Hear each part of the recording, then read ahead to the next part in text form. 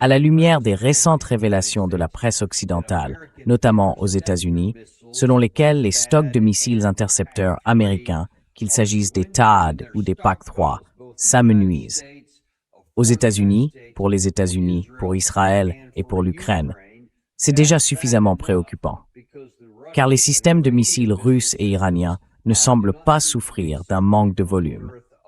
Mais, comme nous allons le découvrir dans l'épisode d'aujourd'hui, Ted Postol est de nouveau avec nous. Et il va nous dire que la quantité de THAAD ou de PAC-3 dont nous disposons n'a peut-être même pas d'importance. Car il existe deux catégories d'armes différentes. Le Fatah du côté iranien et bien sûr l'Oreshnik du côté russe. Elle pourrait de toute façon venir à bout de ces systèmes et poser de nouveaux problèmes importants aux défenseurs de notre camp. Ted Postol, professeur de sciences, de technologie et de sécurité nationale, également au Massachusetts Institute of Technology. Ted, comme toujours, bienvenue à nouveau dans l'émission. Eh bien, c'est toujours très agréable d'être ici, même avec Gary.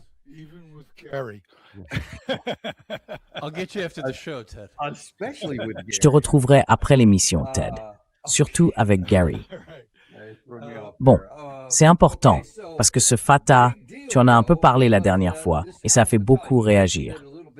Énormément de gens ont regardé la vidéo la dernière fois, parce que tu as dit que, sous certains aspects, il était en fait meilleur que l'Oreshnik. Et ça a attiré l'attention de beaucoup de monde. Donc, on voulait te recevoir à nouveau aujourd'hui, pour entrer un peu plus dans le détail. Qu'est-ce que le Fatah? Pourquoi-t-il si efficace? Et comment se compare-t-il à l'Oreshnik? Je t'écoute.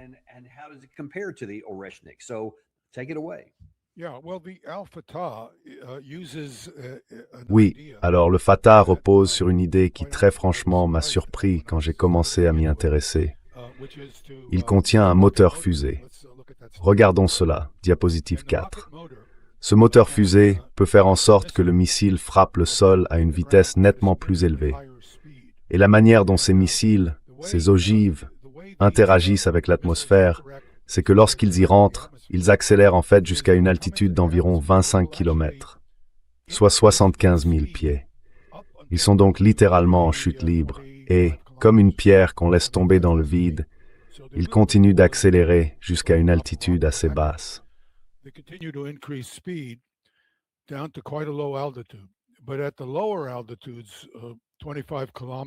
Mais à plus basse altitude, à 25 km et en dessous, la densité aérodynamique, c'est-à-dire la densité de l'air, augmente considérablement et ils ralentissent très fortement.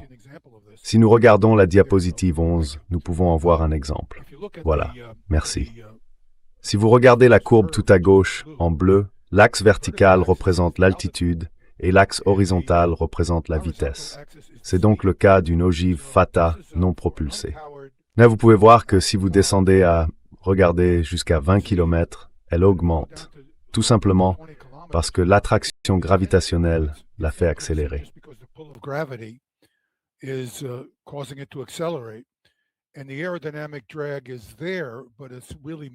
Et la traînée aérodynamique est là, mais elle est vraiment minime.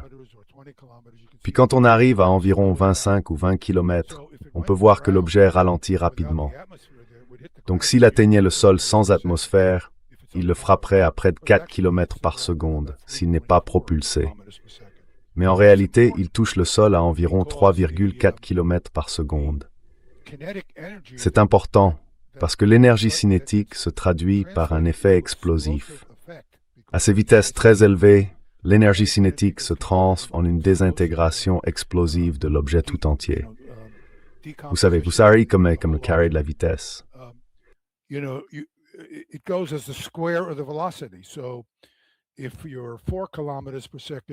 Donc, si vous êtes à 4 km par seconde ou à 3 km par seconde, vous avez l'énergie de votre poids équivalent en TNT. Donc, si votre engin ne contient aucun explosif et qu'il pèse 1000 kg, comme l'ogive Fatah, alors il aura une puissance explosive équivalente à son poids en TNT, soit 1000 kg. C'est donc assez considérable. Mais s'il frappe le sol à 4 km par seconde, alors il aura une énergie explosive correspondant à 4 divisé par 3, soit 1 et 1/3 au carré. Cela représentera donc près d'1,5 fois l'énergie cinétique des explosifs puissants, soit 1500 kg. Vous pouvez augmenter l'effet explosif de l'ogive simplement en l'accélérant avec le moteur fusée que nous avons vu sur le missile à la diapositive 4.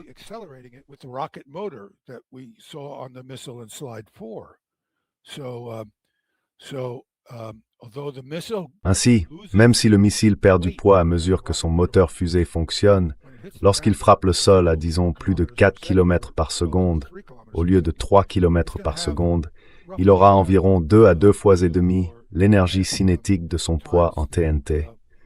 Et cela produira une explosion bien plus importante. En plus, dans le cas du Fatah, il emporte une ogive de 500 kg. L'effet explosif de l'impact d'un Fatah est donc proche de celui d'une ogive contenant 4 à 5 000 livres d'explosifs puissants. Cela signifie des dégâts nettement plus importants. C'est donc un phénomène lié à un impact à hypervélocité. En fait, pour souligner cet effet, je pourrais parler d'un impact à ultravélocité, d'un impact à hypervélocité.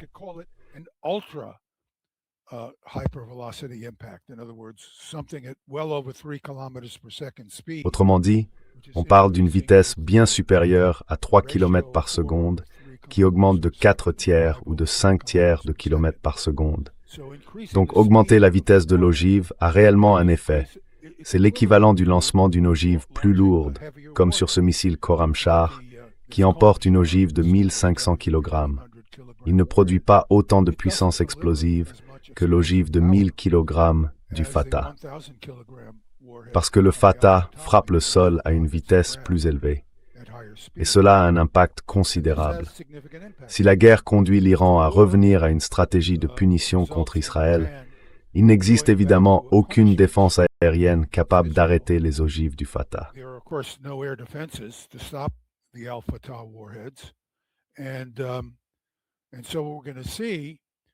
Et donc, ce que nous allons voir, c'est que chaque ogive arrivera avec une puissance explosive équivalente à 2000 ou 2500 kg d'explosifs. Cela va causer énormément de dégâts. Si nous passons à la diapositive 12, une manière de visualiser les dégâts qui pourraient survenir en Israël ou sur les bases du Golfe Persique, les bases américaines dans le Golfe Persique, consiste à regarder ce que pourraient faire des attaques de Fatah. J'ai choisi Washington, D.C., ou des lieux dont le public connaît l'échelle et l'emplacement. La semaine dernière, sur la diapositive 13, j'ai montré les dégâts causés par un seul impact à côté de la Bibliothèque du Congrès, à Washington, D.C. J'ai aussi montré les différents contours de l'onde de souffle.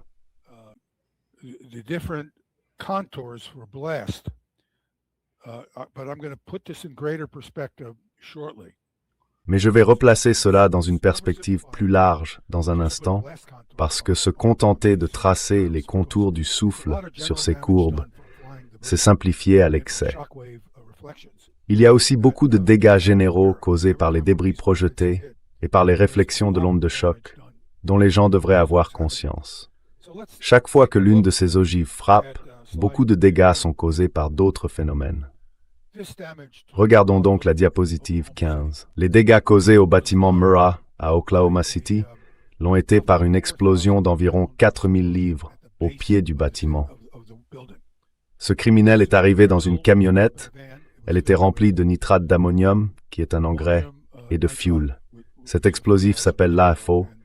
Il avait environ 4 ou 5 000 livres de ce matériau dans la camionnette. Ce n'est pas tout à fait aussi puissant que le TNT. C'est environ 80% aussi puissant. Mais c'est pas pour autant. Oui, 5000 livres. C'est une puissance considérable. C'est une puissance énorme. Et vous pouvez voir ce que ça a fait à ce bâtiment. Sur la diapositive 16, on voit une autre vue du bâtiment. L'explosion s'est produite à la base. Vous voyez deux silhouettes debout au pied du bâtiment, ce qui vous donne une idée de l'échelle. Et à leur gauche, cette voiture était garée. L'onde de choc est montée depuis le sol, à travers le bâtiment, et a soulevé tous ces étages, provoquant leur rupture puis leur effondrement. Des personnes ont été tuées non seulement par les ondes de souffle, mais aussi par l'effondrement de la structure. Si l'on regarde la diapositive 20, on peut voir comment les gens sont morts. Les pyramides rouges indiquent les endroits où des personnes ont été tuées. La première chose à noter, c'est que les pyramides situées au-dessus de la partie où les étages se sont effondrés indiquent que ces personnes étaient mortes.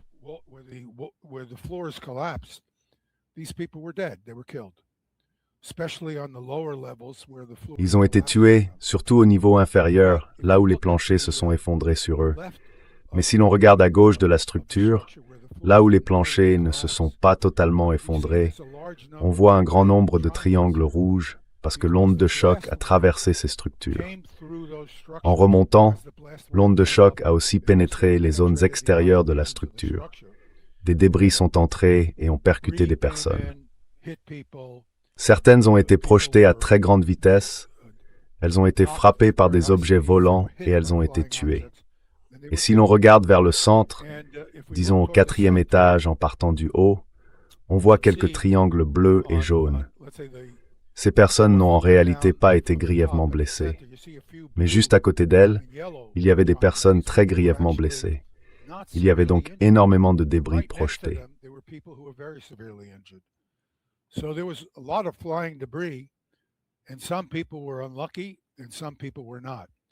Et certaines personnes ont eu de la chance, d'autres non.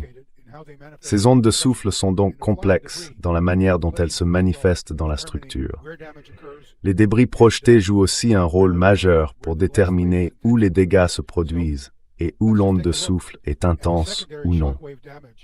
Regardons les dommages causés par l'onde de choc secondaire à Oklahoma City lors de cet attentat terroriste.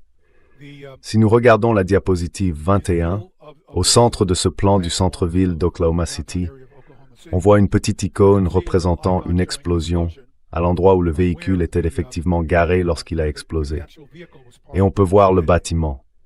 Si nous regardons la diapositive 22, nous voyons que des bâtiments ont été endommagés. Les cercles noirs entourés de blanc représentent les bâtiments qui ont été fortement endommagés par l'onde de souffle au niveau du bâtiment Murrah.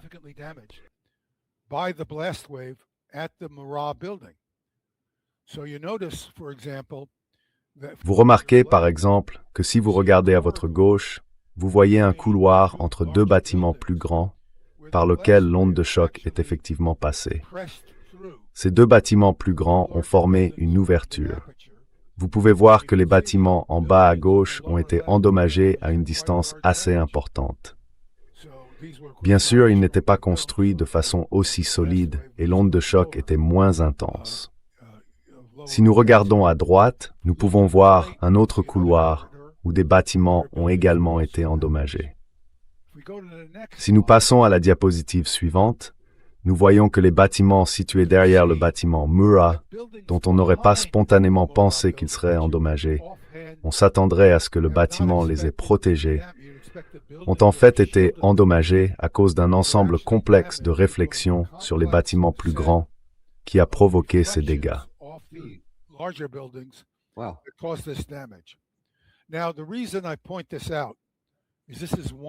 La raison pour laquelle je le souligne, c'est qu'il s'agit d'une seule détonation.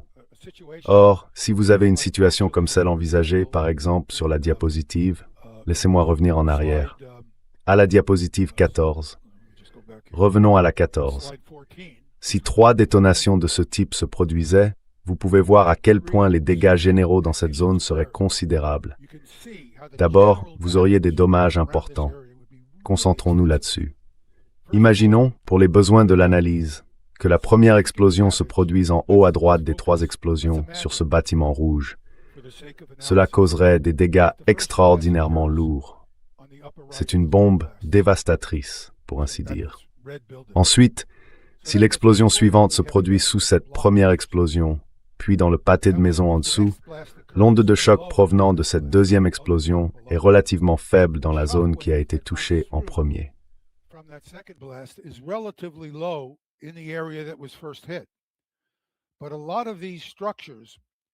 Mais beaucoup de ces structures ont déjà été gravement endommagées et elles sont fragilisées. Vous savez, prenez une planche, ou plutôt un poteau. Imaginez un poteau. Je frappe ce poteau et je fissure sa base sans pour autant le faire tomber. L'onde de choc suivante le renverse. Vous pouvez donc imaginer les dégâts considérables causés par la première explosion. Mais la deuxième explosion provoque des dégâts encore plus graves dans la même zone, qui avait déjà été touchée. Et cela se produit dans tous les différents endroits. Donc, si vous avez un nombre important d'explosions rapprochées, leurs effets deviennent presque non linéaires en termes de dégâts infligés. C'est donc quelque chose qu'il faut garder à l'esprit lorsqu'on essaye d'évaluer les dommages que pourraient causer diverses attaques, comme celle de l'Orechnik.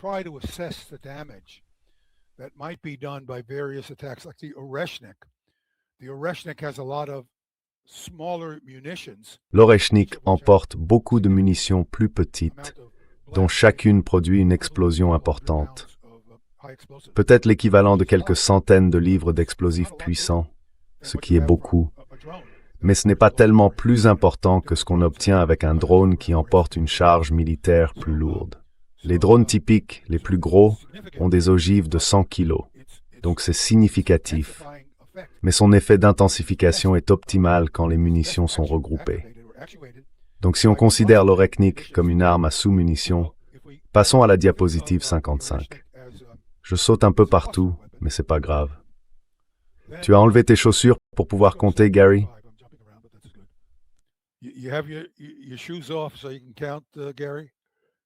Merci Ted. Oui, je le suis.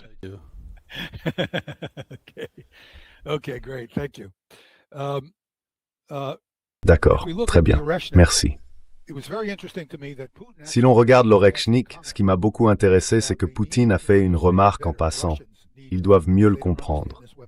Les Russes doivent mieux le comprendre, parce qu'eux-mêmes ne maîtrisent pas encore complètement cette arme. En fait, ils la testent tout en l'utilisant au combat, ce qui est très bien. Enfin, pourquoi pas? Mais il a fait une remarque en passant sur la capacité de l'Orechnik à concentrer ses munitions, ses sous-munitions. Gardez à l'esprit que l'Orechnik comporte 6 véhicules et que chacun transporte 6 sous-munitions. Ces véhicules sont éjectés par l'avant de l'Orechnik pendant sa descente. Ils manœuvrent un peu pour s'assurer de pouvoir placer les ogives là où ils le veulent, puis ils libèrent chacun 6 sous-munitions.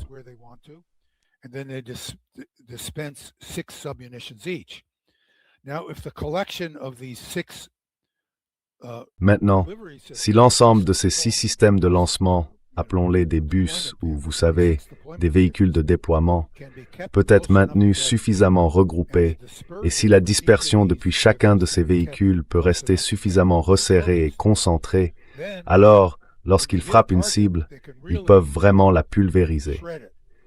Donc si nous regardons la diapositive 56, j'ai simplement montré une situation où j'ai choisi la Maison Blanche. J'ai dit, d'accord, prenons un seul Orechnik et examinons les niveaux de dégâts qu'un de ces Orechnik pourrait causer. Bien sûr, nous nous attendons à ce que plusieurs Orechnik soient concentrés sur des cibles uniques.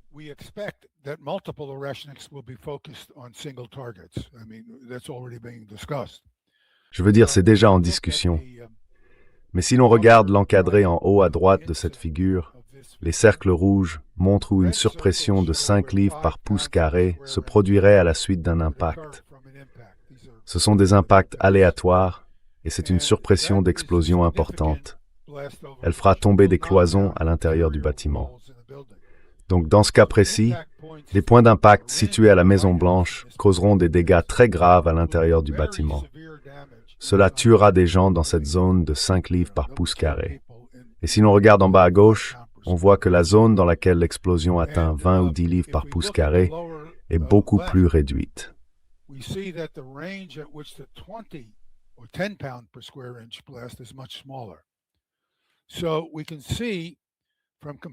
On voit donc en comparant les courbes de surpression de 5 et 10 livres par pouce carré qu'il y aurait des dégâts généralisés très importants avec beaucoup de débris projetés. Beaucoup de personnes seraient tuées, à moins qu'elles ne se soient mises à l'abri ou qu'elles aient été hors du bâtiment. Mais ce ne serait pas totalement dévastateur, comme on pourrait s'y attendre si un missile ATACMS frappait le bâtiment. Passons à la diapositive 58. Elle devrait vous le montrer. Voilà ce que ferait un ATACMS. Là encore, c'est une estimation approximative. La surpression de 40 livres par pouce carré dans le cercle intérieur raserait tout. Je veux dire, elle ferait tomber les murs en béton. Elle causerait des dégâts considérables.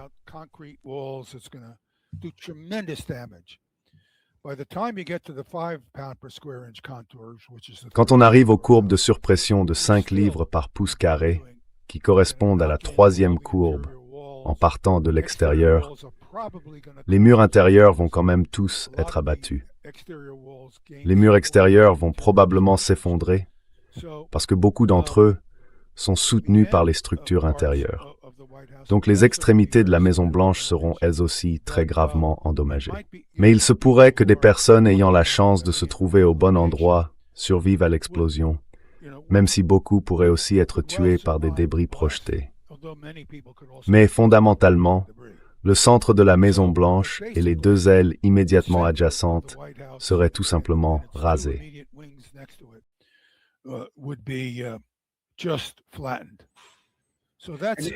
Et c'est le cas avec les ATACMS, parce que contrairement à l'Oreknik, qui emporte des sous-munitions, il n'a qu'une seule unitaire. Oui, mais ça ne veut pas dire que l'Orechnik ne peut pas être dévastateur dans ses effets. Winak Daorum t'explique plus important. Oui, regardons la diapositive 57. Ici à droite, vous voyez une représentation d'une sous-munition. J'ai supposé que le regroupement des sous-munitions était suffisamment précis pour que l'incertitude moyenne sur le point d'impact d'une sous-munition soit d'environ 50 mètres. Vous voyez donc que, si je peux concentrer les ogives davantage, je peux infliger des dégâts considérables à cette structure. Si je veux vraiment la détruire, il faut que je puisse concentrer suffisamment les impacts des munitions. Et il n'est pas exclu qu'on puisse atteindre une précision de 50 mètres, voire meilleure. C'est l'une des raisons pour lesquelles, par le passé, j'ai irrité certaines personnes en suggérant que les capacités destructrices de ce missile n'avaient pas encore été déterminées. Nous ne le savons pas encore vraiment. Et peut-être que les Russes eux-mêmes ne savent pas encore exactement de quoi ce missile est capable.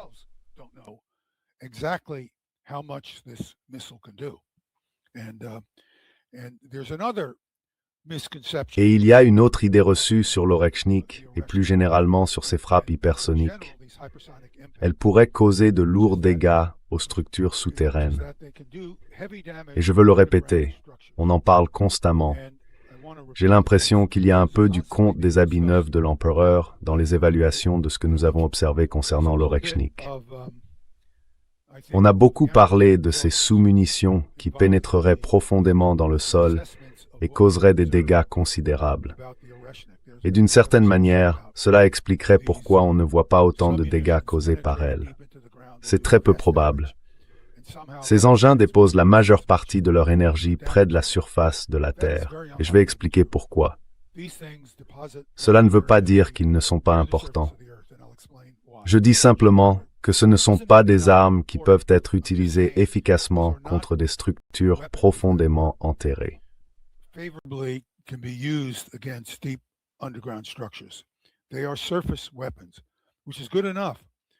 Ce sont des armes de surface, ce qui est déjà suffisant. Mais il est important de comprendre que, si vous ne voyez pas forcément de dégâts, c'est parce que chaque sous-munition produit peut-être des dégâts comparables à ceux d'un drone. Et c'est considérable. Je veux dire, si vous vous trouvez à cet endroit-là, vous êtes mort. Mais cela ne fait pas s'effondrer toutes sortes de structures alentour, sur de grandes distances. Ce n'est tout simplement pas ce qui se passe. Et mon hypothèse, c'est une spéculation, je tiens à être très clair, une pure spéculation. Mais pour avoir vu comment fonctionnent les bureaucraties, je ne serais pas surpris que les personnes qui voulaient construire l'Orechnik aient exagéré certains aspects de ses performances et qu'on n'ait pas correctement vérifié l'exactitude des affirmations qui sont remontées jusqu'à Poutine. Et c'est peut-être pour cela que nous ne verrons pas l'Orechnik utilisé avant longtemps.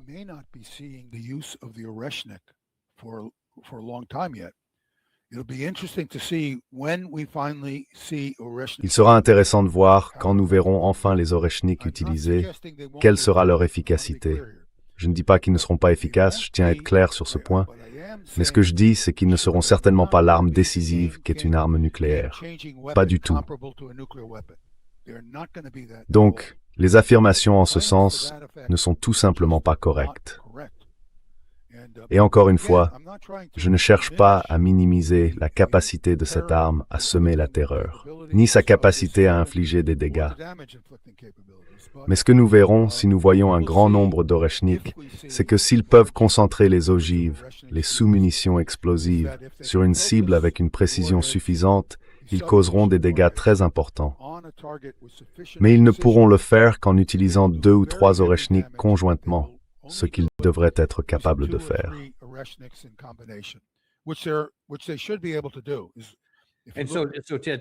Et donc, Ted, pour être clair, le problème, je crois que vous l'avez dit il y a quelques séances, c'est que nos défenses aériennes ne pourront pas les abattre, quels que soient nos moyens.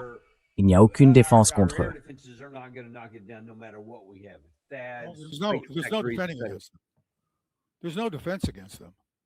Il n'y a aucune défense contre eux. Vous savez, mais contre cela, il n'y a aucune défense. Vous savez, on n'a pas réussi à intercepter les missiles avec des ogives uniques. Le taux d'interception est très faible. J'ai failli perdre mon temps à écrire un mot à la radio publique nationale. Mais vous savez, ils continuent de rapporter ça. Ils ont une journaliste. CNN fait la même chose. Ils disent, bon, vous savez, on sait que le Patriot est efficace à 95%, mais il y a eu tellement de dégâts que cela signifie qu'il doit y avoir plus de missiles venant d'Iran que ce qu'on avait prévu. Mais avez-vous seulement envisagé la possibilité que la défense antimissile ne fonctionne pas? Ça marche pas. Enfin, apparemment pas. Oui, je veux dire, vous écoutez ces journalistes et vous vous dites, ce que je raconte n'a rien de secret. Des centaines de milliers de personnes regardent ces émissions. Quelqu'un dans le milieu du journalisme, dans les médias traditionnels, devrait sans doute en savoir un peu sur le sujet. Je serais ravi d'en parler avec eux. Mais au lieu de ça, ils invitent un type du Hudson Institute ou un amiral à la retraite, 3 ou 4 étoiles, complètement idiot. Ils avaient justement un amiral aujourd'hui. Il disait, eh bien, le gros problème, vous allez adorer ça, Dan.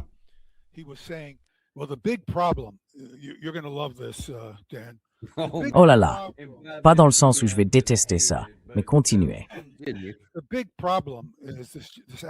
Le gros problème, dit cet amiral, c'est que, stupidement, nous ne nous en prenons pas aux lanceurs iraniens.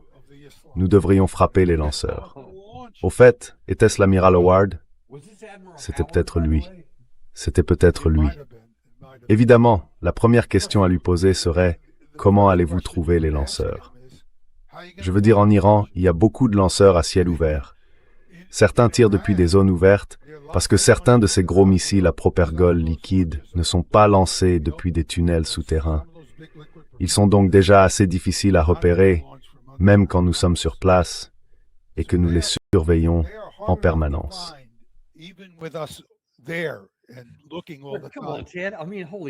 Allez, Ted. Franchement, c'est dingue. Comme si personne au ministère de la Défense ne s'était dit « Vous savez quoi? On devrait s'en prendre à ces lanceurs de missiles. » Évidemment qu'ils le disaient dès le premier jour. C'est ce qu'on disait, nous aussi.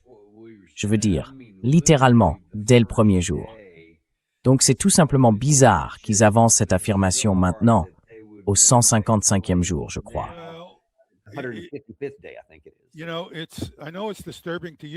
Vous savez, je sais que cela vous trouble, mais cela me trouble aussi en tant qu'analyste technique ayant travaillé côte à côte avec des officiers généraux 3 et 4 étoiles en leur fournissant des avis techniques. Parce que je me demande, est-ce qu'ils utilisent ces informations techniques? Dans mon cas, il y a une histoire qui pourrait intéresser vos téléspectateurs, parmi d'autres. Dans mon cas, le chef des opérations navales n'a pas été informé que le laser à rayon X devait tirer son énergie d'une détonation nucléaire dans l'espace. Il ne le savait pas. On lui a donc parlé de ce laser à rayon X capable de détruire des centaines, voire des milliers de missiles balistiques intercontinentaux soviétiques à des dizaines de milliers de kilomètres. Mais on ne lui a jamais dit qu'il s'agissait d'une détonation nucléaire dans l'espace. Le président non plus n'en a pas été informé.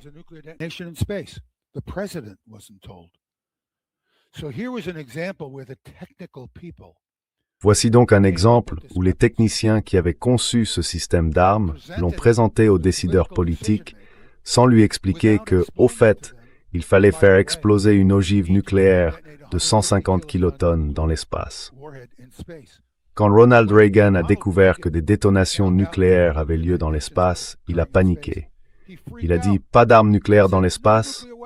Zéro. C'est hors de question. Je l'ai dit au chef des opérations navales. C'est moi qui le lui ai dit. J'étais en réunion avec lui et je lui ai expliqué ça. J'ai vu ses yeux se lever au ciel parce qu'il était déjà allé voir le président pour plaider en faveur du laser à rayon X. Il faisait partie du jeu qui... Alors je suis descendu et vraiment, Linton Brooks, l'ambassadeur Linton Brooks aujourd'hui, je l'ai sévèrement remis à sa place pendant cette discussion.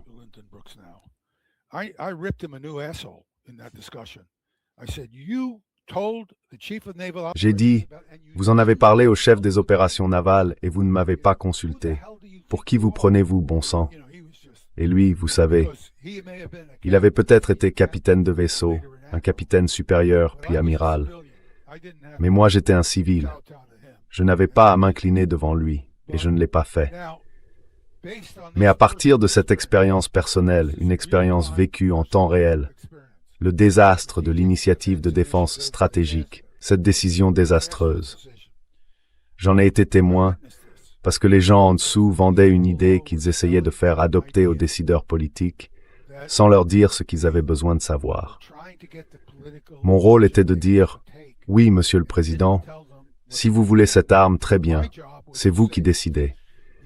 Mais vous devez comprendre que nous ferons exploser des armes nucléaires dans l'espace. »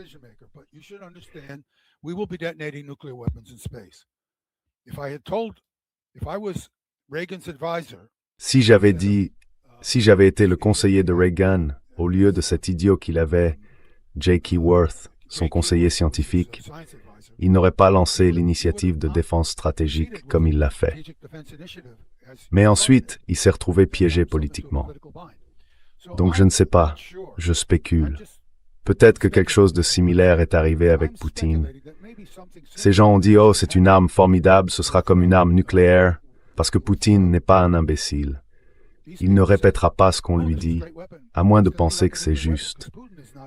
Quelque part, il y a eu une rupture dans la communication entre ces techniciens aux échelons inférieurs et les gens aux niveaux intermédiaires qui auraient dû pouvoir dire à Poutine que ce n'était pas l'équivalent d'une arme nucléaire ou quasi-nucléaire. Ce n'en est pas une.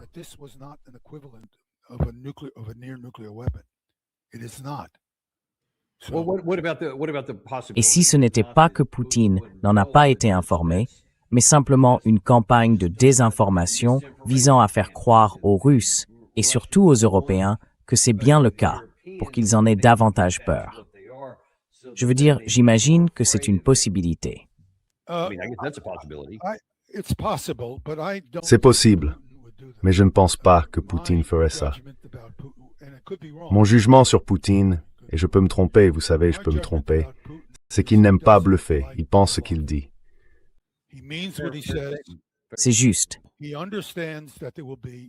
comprend qu'il y aura des conséquences quand on découvrira qu'il a dit quelque chose qui n'était pas vrai, et je ne pense pas qu'il ferait ça.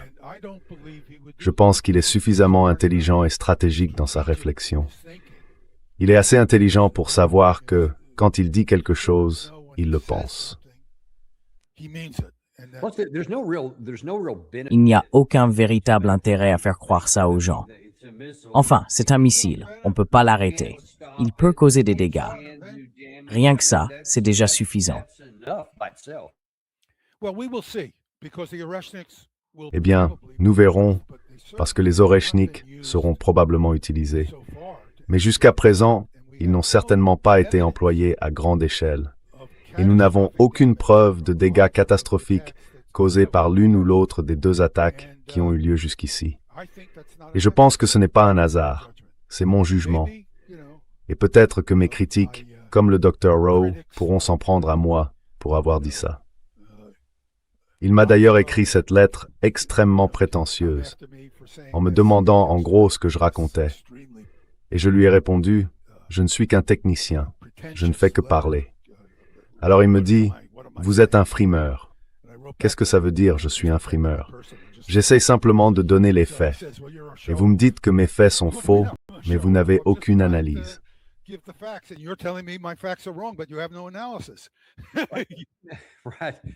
D'accord. C'est assez important. Quelle est la possibilité qu'il y ait plusieurs types d'ogives, donc pas à la place de celle-ci?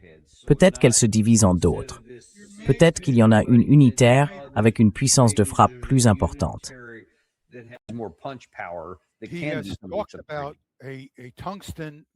Il a parlé d'un explosif à base de tungstène. Je me suis penché sur les explosifs à base de tungstène, et donc le tritonal est l'un des explosifs les plus efficaces, vous savez, en termes de puissance par rapport au poids. C'est du TNT mélangé à de l'aluminium. Et l'aluminium, quand il brûle pour devenir de l'oxyde d'aluminium, libère une quantité énorme d'énergie. Donc beaucoup d'explosifs sont du tritonal. C'est un mélange de TNT et d'aluminium. Le carburant de fusée aussi d'ailleurs. Or, si vous utilisez du tungstène au lieu de l'aluminium, vous pouvez obtenir avec le TNT une température suffisamment élevée pour que le tungstène brûle, lui aussi.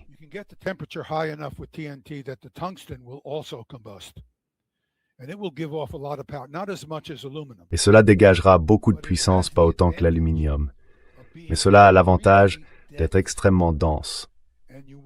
Or, on recherche une densité extrême, parce que plus cette munition est lourde, plus elle va frapper le sol à grande vitesse.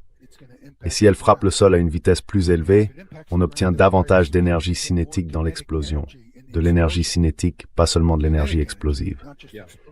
Et il a parlé de tungstène. Donc on pourrait voir, vous savez, des munitions dont l'énergie explosive serait probablement environ 2 fois supérieure à ce que nous avons vu jusqu'à présent.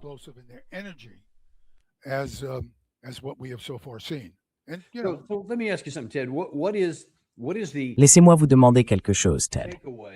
Quelles leçons les États-Unis doivent-ils en tirer aujourd'hui? En termes de... J'emploie presque jamais l'expression « changer la donne », parce que ce n'est qu'une évolution supplémentaire de quelque chose. Mais c'est une technologie avancée qui a été mise au point, que représente le Fatah au Moyen-Orient et l'Oreknik en Russie, en Ukraine ou peut-être même en Europe. Quelles leçons devons-nous en tirer ici, surtout s'ils peuvent tous les deux en produire à grande échelle?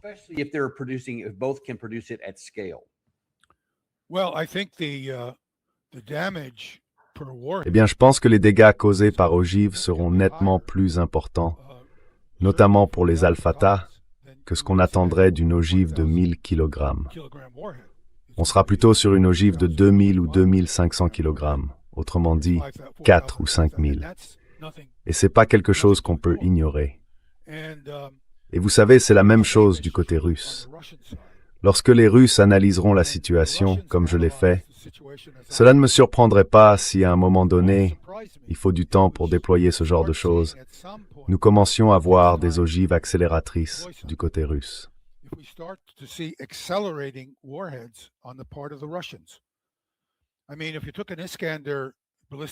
Je veux dire, si vous preniez une ogive de missiles balistiques Iskander et que vous y mettiez un moteur fusée d'accélération suffisamment puissant, vous pourriez la faire percuter le sol à une vitesse nettement plus élevée, peut-être bien au-delà de 3 km par seconde. À l'heure actuelle, elle frappe peut-être à 1,5 à 2 km par seconde, parce qu'elle plane un peu et qu'elle manœuvre. Mais si je redessinais mon Iskander de nouvelle génération, je prendrais cette ogive et je lui ajouterais un moteur fusée, comme celui qu'on voit sur l'Al-Fatah, et je ferais simplement s'écraser ce truc dans le sol à une vitesse plus élevée, ce qui permettrait d'obtenir bien plus de dégâts avec cette ogive. Donc je pense que nous pourrions commencer à voir ce genre de choses à l'avenir.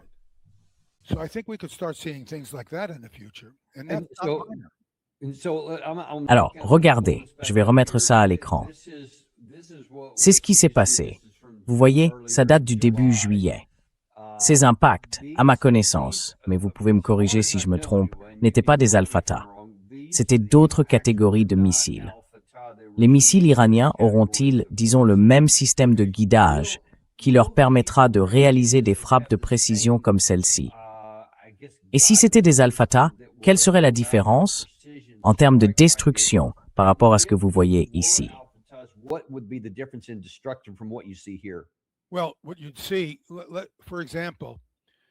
Eh bien, par exemple, si on regarde, on a 2 rangées de 4 images. Regardez donc la rangée du haut, la première image à droite de celle tout à gauche. Il y a 2 cercles rouges dessus et une zone endommagée. Oui, elles portent là. Enfin, je crois qu'elles sont toutes à Muwafaq. Oui, Ismail Mouafak, oui. Donc, la baie, c'est ce que ça indique. C'était probablement un gros drone qui a frappé cette structure. Si c'était un Al-Fatah, les structures adjacentes seraient gravement endommagées. Donc, si cet endroit avait été attaqué par un Al-Fatah, ces bâtiments seraient probablement rasés ou très lourdement endommagés. Et donc, si vous regardez juste en dessous, vous voyez une rangée de structures rectangulaires Tower 22. Si la structure détruite avait été touchée par un Al-Fatah plutôt que par un drone, je pense que toutes ces structures seraient lourdement endommagées, et cela se verrait.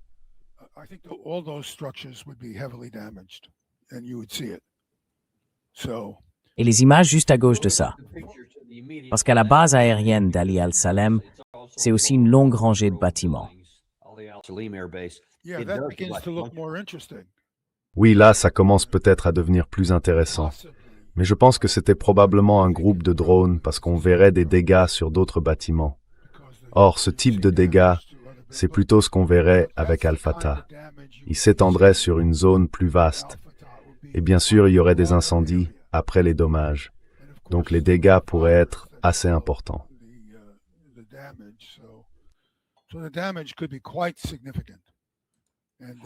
Je dois dire que si c'était vraiment des drones, c'est un problème encore plus grave pour nous. Parce que si nous ne sommes même pas capables d'intercepter un drone qui se déplace lentement, alors là, bon sang.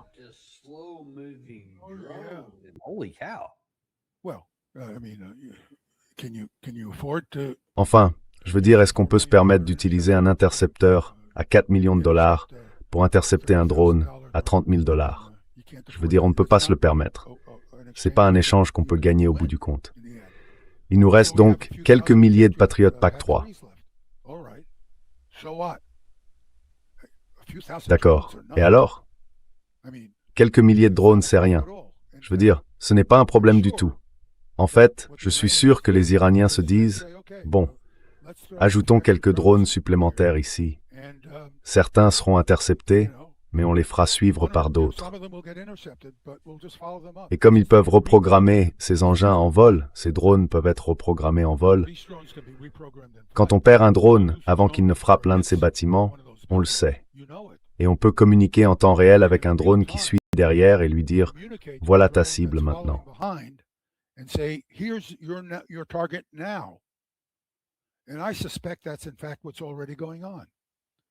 Et je soupçonne que c'est en fait ce qui se passe déjà. Ils disposent d'une liaison de communication via le système Beidou, le système de navigation qu'ils utilisent pour les drones, ainsi que les satellites de navigation, ont une capacité de communication limitée. Elle n'est pas grande, mais elle suffit pour dire à un drone qui communique via le système de navigation « Vous avez maintenant une nouvelle destination vers laquelle vous devez aller ». Et le drone a une capacité de calcul suffisante pour se reprogrammer et changer de trajectoire. Il sait où il se trouve parce qu'il dispose du système de navigation.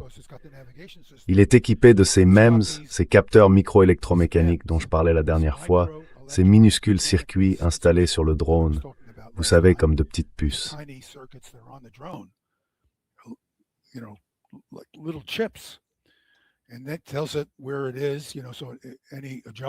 Et ça lui indique où il se trouve, vous voyez. Donc quels ajustements il doit faire? Ce n'est pas brouillable parce que le système Beidou utilise le saut de fréquence et plusieurs satellites. Il peut donc empêcher le brouillage, contrairement au GPS. Donc à mon avis, les défenses aériennes se font tout simplement surclasser en puissance de feu. Vous avez une attaque concentrée. Chaque fois que vous interceptez quelque chose, le drone attaquant qui le suit est reprogrammé pour viser cette cible, parce que vous savez où va ce drone. Et s'il disparaît soudainement sans avoir atteint la cible, puisque vous savez, il vous en rend compte, eh bien, je prends simplement un autre drone, je le reprogramme. La situation devient très vite très mauvaise pour la défense. La vraie question, c'est de savoir ce que les défenses pourront faire à l'avenir.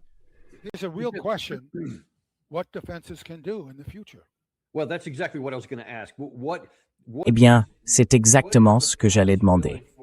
Quelles sont les possibilités face à l'Oreknik ou au Fatah, compte tenu de ce qui est technologiquement réalisable aujourd'hui pour les États-Unis? Que ce soit quelque chose dont nous disposons déjà ou que nous pourrions développer, qui mettrait ces missiles en danger. Par exemple, les frapper dans l'atmosphère avant qu'ils atteignent leur phase d'explosion de l'ogive, ou par tout autre moyen. Quelles sont les possibilités ou est-ce absolument futile?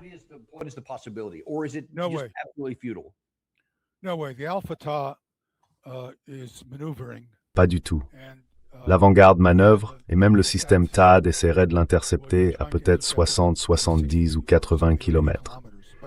À ce stade, il faut trop de temps à un intercepteur THAAD pour atteindre le point d'interception. Par exemple, je réfléchis à voix haute. Disons que je veux intercepter. Je vois la trajectoire d'une ogive avant-garde qui arrive, je la suis et je me dis qu'elle suit une trajectoire balistique. Donc, je pense essayer de l'intercepter à 60 km d'altitude. Eh bien, cela signifie que j'arriverai probablement au point d'interception environ 50 secondes après le lancement de l'intercepteur. Or, 50 secondes avant que je lance l'intercepteur, cet objet se trouvait à 150 km. Et s'il a commencé à manœuvrer, même un peu, alors qu'il était à 150 km, le point d'interception va changer.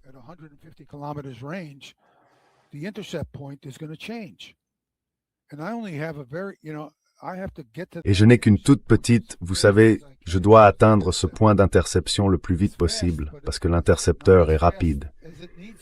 Mais il n'est pas assez rapide pour vraiment poursuivre ses cibles. Ces cibles sont généralement plus rapides et elles viennent de plus loin.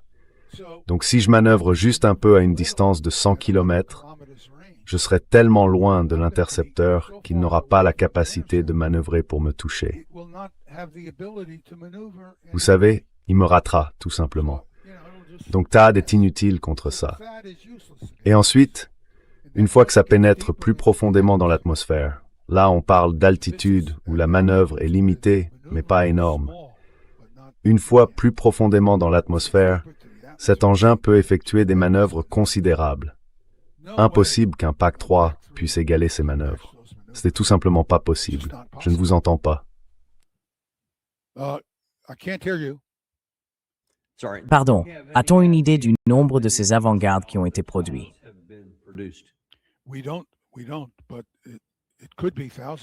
Non, mais ça pourrait se chiffrer en milliers. Ça pourrait se chiffrer en milliers. Et si j'étais l'Iran et que j'avais la possibilité de concentrer mes sites de production, il est difficile de savoir à quel point chaque site est spécialisé, je mettrais l'accent sur les avant-gardes autant que possible. J'en produirais aussi vite que possible. Alors, est-ce qu'on a une minute ou deux pour parler des effets des armes hypersoniques? Oh, absolument. Oui, absolument. D'accord. Alors laissez-moi vous expliquer ce qu'est un impact hypersonique et pourquoi il ne s'agira pas d'une munition à pénétration profonde. C'est important parce que on est un peu dans une situation des habits neufs de l'empereur. Des gens disent qu'on ne voit pas les dégâts parce que ces engins ont pénétré profondément dans le sol et causé des dommages terribles. Mais ce n'est pas ce que nous dit la physique. Donc, si nous passons à la diapositive 26, nous n'allons pas nous y attarder. Mais ce que nous voyons, c'est un simple calcul arithmétique. Ne nous en préoccupons pas. Les personnes qui ont demandé les diapositives les ont déjà ou peuvent les obtenir auprès de moi.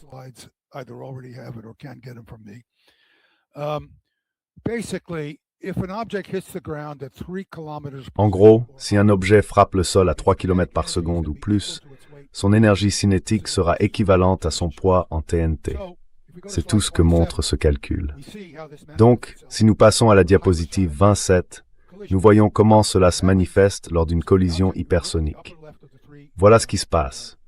Lorsque l'objet, si nous regardons l'encadré en haut à gauche parmi les trois, frappe le sol, il s'écrase si vite qu'il se vaporise. Au lieu de pénétrer comme un objet entier, il se comprime, tout simplement. Et parce qu'il se comprime, si vous avez déjà gonflé un pneu de voiture ou de vélo, vous savez qu'à mesure que vous y pompez de l'air, la pompe devient de plus en plus chaude.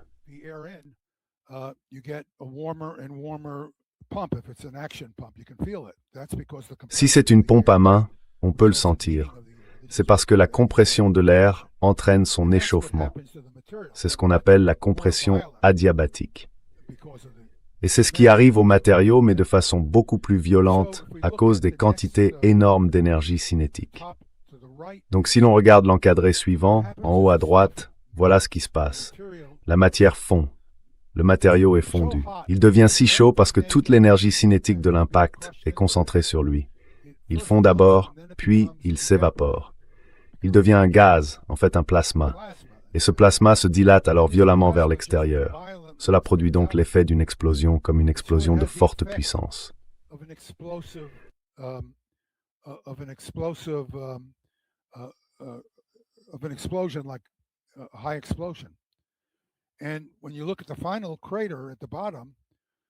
Et quand vous regardez le cratère final, au fond, vous obtenez tout simplement un cratère comme celui que produirait une explosion.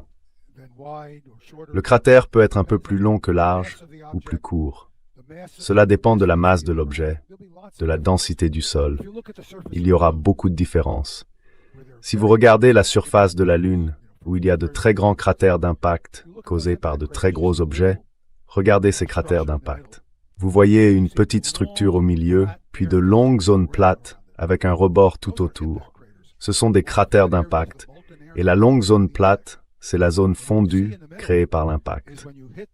Et ce que vous voyez au milieu, c'est que quand un objet frappe la surface, disons une météorite, un météore de 2 ou 3 km de diamètre, il s'enfonce dans le sol, se vaporise, puis une petite partie a tendance à remonter par rebond.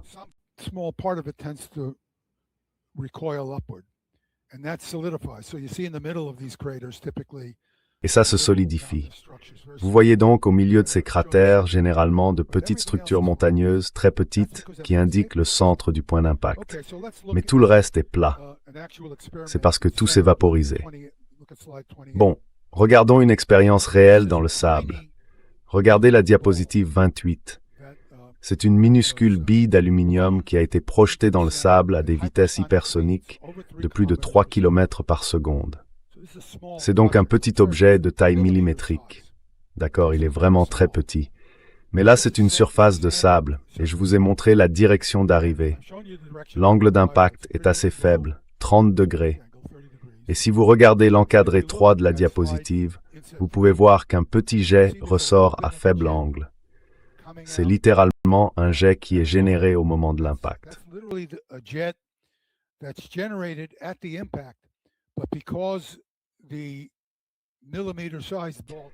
Mais comme la bille, de la taille d'1 millimètre, est arrivée à une vitesse très élevée, elle a créé un trajet chaud et ionisé que l'onde de choc en expansion a pu remonter. C'est pour ça que vous voyez ça. Mais si nous allons jusqu'à la diapositive 12, on voit un cratère circulaire. La diapositive 9 montre, on le voit bien, que tout part dans toutes les directions. Et à la diapositive 12, on voit un cratère circulaire. C'est donc un exemple d'impact hypersonique. Cela pourrait se produire sur la Lune ou ici. Le cratère est plus profond parce que, même si l'objet est très petit, le sable a une densité relativement faible et ne vaporise pas une vaste zone de matériaux à la surface. Voilà donc ce qu'on observe lors d'un impact. Bon, regardons rapidement la diapositive 32. Elle va nous donner une idée de ce qui pourrait se passer lorsqu'une sous-munition d'Orechnik frappe un immeuble de plusieurs étages.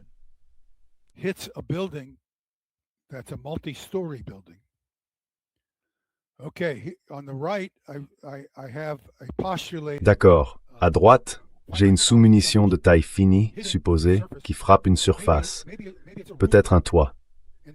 Et le toit il n'est pas soutenu par une grande quantité de matériaux. Ce n'est pas comme du sable, vous savez, sur une grande profondeur.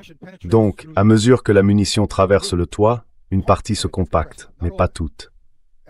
Si elle continue sa trajectoire, et je vais vous montrer que ce serait le cas, la munition heurterait alors un autre étage, puis un autre, et ainsi de suite. Regardons donc une expérience dans laquelle on voit un petit impact hypersonique frapper plusieurs surfaces. Passons à la diapositive 34. Si nous regardons la diapositive 1, la partie tout à droite de la diapositive 1, et pardon Ted, qu'est-ce que nous regardons ici?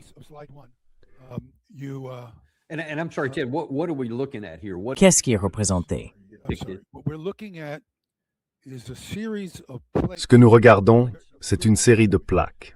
Des plaques, d'accord, vous avez raison de m'arrêter. Nous regardons une série de taches sombres. On voit des zones plus foncées et des zones plus claires. Les zones les plus foncées sont des plaques, probablement en aluminium. On a donc un empilement de plaques avec des espaces ouverts entre elles, comme un sandwich de plaques. Regardons maintenant la diapositive 4 en haut. Si vous regardez tout à droite, vous voyez un peu de luminosité. C'est le début de la désintégration explosive d'une petite bille hypersonique en aluminium, une bille métallique, qui frappe la première plaque à l'extrémité droite. Remarquez deux choses.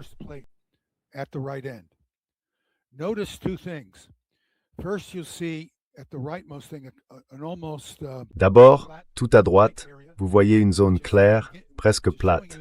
Elle montre l'expansion de l'onde de choc produite par le matériau surchauffé en expansion de la bille lorsqu'elle frappe la surface. Mais remarquez que de l'autre côté de la plaque, il y a un éclat lumineux de matériau incandescent qui a traversé la plaque. Et quand nous regardons la diapositive 5, regardez la zone tout à droite. Vous pouvez voir qu'elle s'est étendue. La diapositive 5 vous montre qu'après la première plaque, on voit une onde de choc hémisphérique en expansion de matériaux fondus et surchauffés. C'est comme une explosion. Et à sa gauche, vous voyez une sorte de zone aplatie qui commence à se former à mesure que cette onde de choc sphérique en expansion commence à buter contre la troisième plaque.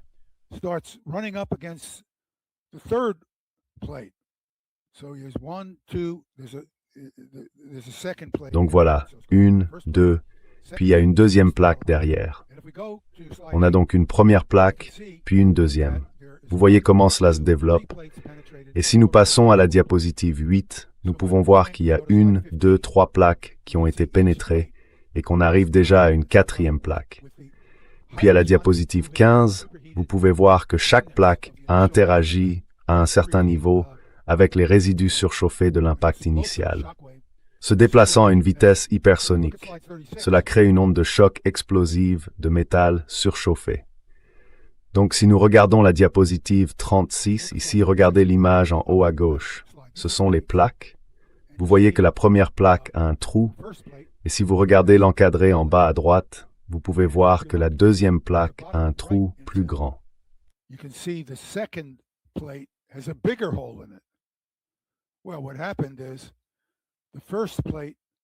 En fait, ce qui s'est passé, c'est que la première plaque a vaporisé la petite bille métallique qui arrivait.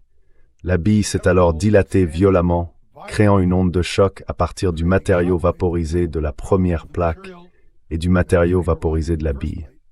Et cette matière avait tellement d'élan vers l'avant, et elle était si chaude, qu'elle a percé un trou plus grand dans la plaque située derrière.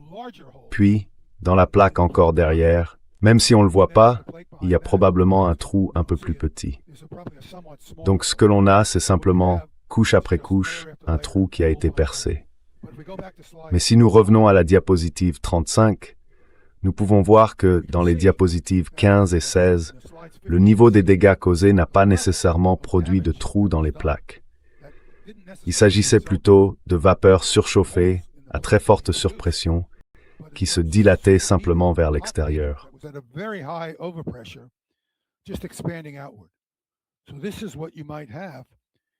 Voilà donc ce qui pourrait se produire si une sous-munition Oreshnik frappait un immeuble à plusieurs étages. Autrement dit, elle pourrait traverser le toit, provoquer une explosion au niveau du toit, puis continuer à pénétrer. Si le toit est très épais, l'essentiel de l'énergie pourrait être absorbé par le toit. Explosion du toit, puis effondrement. Si le toit n'est pas très épais et que la munition arrive à une vitesse suffisamment élevée, elle le traversera, atteindra l'étage suivant, et d'énormes quantités de vapeur métallique surchauffée, à très haute pression, se répandront à travers le plancher. Puis à l'étage suivant, vous aurez un effet similaire, et ainsi de suite. C'est donc ce qui pourrait se produire dans un immeuble à plusieurs étages, comme à Kiev. Donc, en résumé, l'Oreshnik n'est peut-être pas l'équivalent d'une arme nucléaire, mais il est très puissant et nous ne pouvons pas l'arrêter. Nous ne pouvons pas l'arrêter, et c'est très puissant. Et donc, ça nous amène à la conclusion. Enfin, avant même d'y venir, j'aimerais poser une autre question liée à celle-ci. Bien sûr, avons-nous ce type d'armes dans notre arsenal? Ou avons-nous des armes hypersoniques capables de faire cela à l'autre camp?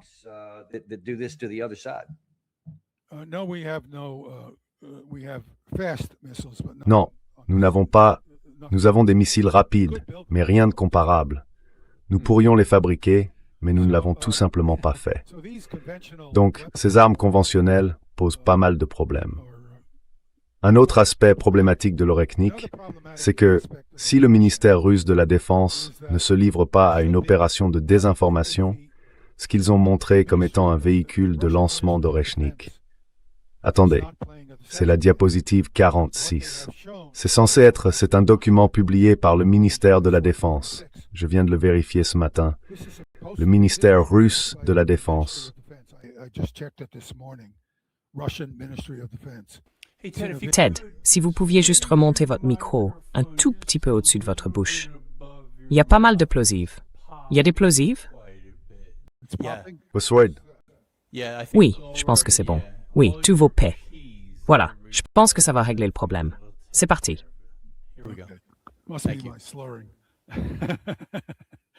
C'est sûrement parce que je parle mal. Vous pourrez vous venger de moi, Gary. Si nous regardons la diapositive 46, c'est une image tirée d'une vidéo publiée par le ministère russe de la Défense de ce qui est censé être un véhicule lanceur Oreshnik. Maintenant, remarquez que si vous comptez les roues de ce véhicule, on dirait qu'il y a 4 roues de chaque côté. C'est ma meilleure estimation de ce que nous voyons. Nous pouvons donc passer à la diapositive 47. Et voici une image d'un véhicule lanceur de SS-20 et de son transporteur érecteur-lanceur. Maintenant, remarquez que les 4 dernières roues représentent, en quelque sorte, probablement une estimation approximative de la longueur totale du véhicule que nous venons de voir.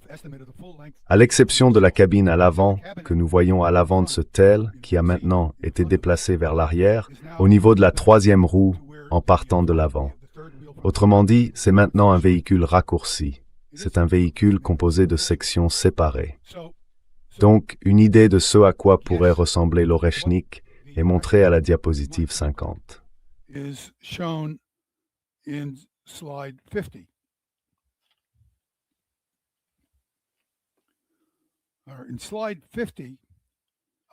Dans la diapositive 50, j'ai avancé l'hypothèse que le véhicule, c'est-à-dire que l'Oreshnik est le premier étage d'un SS-20.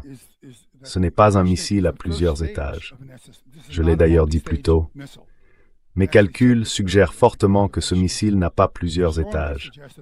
Et c'est utile à savoir parce que cela signifie qu'il est plus facile à fabriquer. Cela signifie aussi que les TEL, les lanceurs érecteurs, transporteurs, sont encore plus mobiles que les lanceurs de balistiques intercontinentaux. Et probablement, ce missile se prolonge vers l'arrière.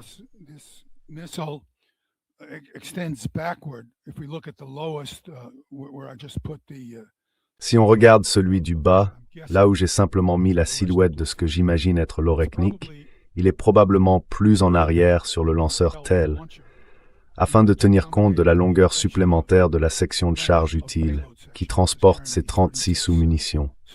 Je ne peux pas l'affirmer avec certitude, mais c'est mon pari. Donc je parie sur plusieurs choses.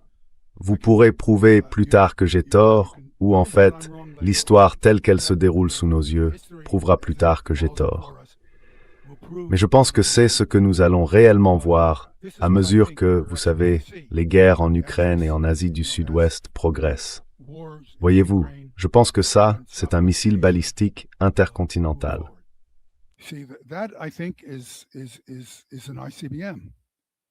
D'accord.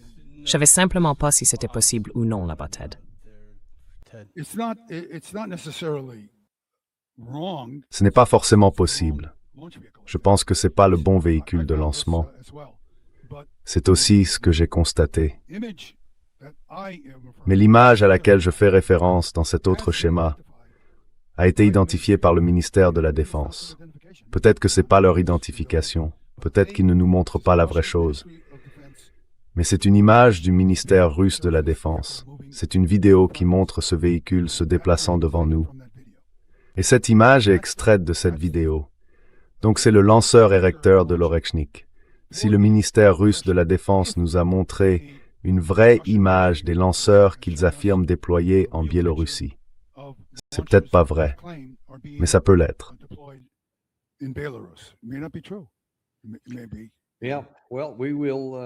Oui, eh bien, nous resterons certainement sur ce point, et nous verrons ce que l'histoire confirmera ou nous apprendra, selon ce qui se passera à l'avenir.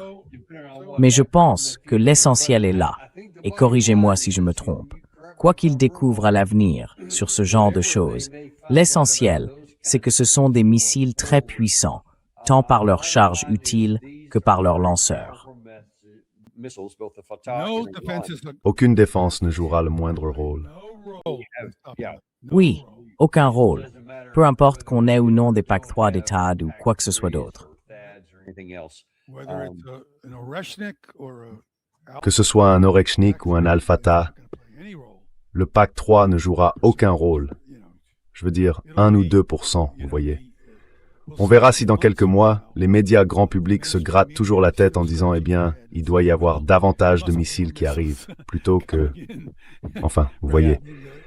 J'ai vécu ça avec le Patriot pendant la guerre du Golfe de 1991. Oui. Vous savez, ces gens-là, je reste stupéfait. Et je le dis simplement pour faire part de ma compréhension, que le public pourra peut-être trouver utile.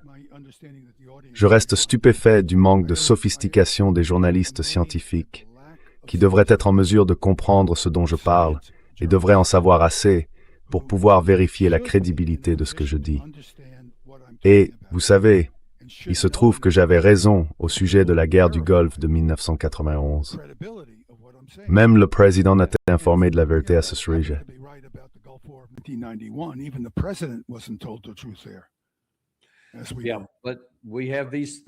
Oui, mais on a ces...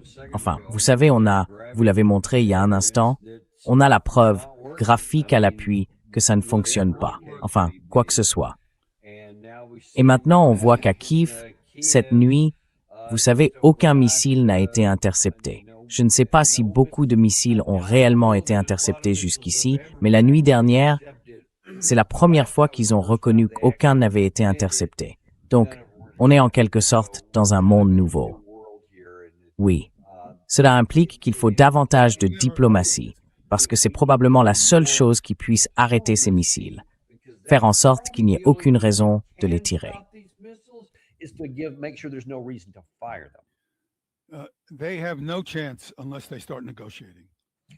Ils n'ont aucune chance, à moins de commencer à négocier. Et la tragédie ici, c'est qu'ils tuent leur propre peuple. Zelensky tue son propre peuple. Je viens juste de l'apprendre, vous le savez vous, parce que vous êtes soldat et que vous étudiez l'histoire. Mais, à mon grand étonnement, et simplement pour vous montrer mon niveau d'ignorance, je l'admets, je viens d'en apprendre pas mal, parce que cela m'intéressait beaucoup, sur l'opération Bagration. C'est probablement une bataille que vous avez étudiée en tant qu'officier militaire. Elle est presque inconnue en Occident, parmi les soi-disant intellectuels comme moi. Dans ce cas-ci, je suis un soi-disant intellectuel. Et vous savez, c'était un encerclement russe incroyablement extraordinaire. Ils ont détruit le groupe d'armée centre de l'Allemagne. Ensuite, ils ont perdu 500 000 soldats. À côté, Stalingrad paraît modeste. À Stalingrad, ils en ont perdu 300 000. Les Russes ont perdu 180 000 hommes contre 500 000 soldats perdus par l'Allemagne nazie. The Russians lost 180,000 over relative to 500,000 soldiers lost by Nazi Germany.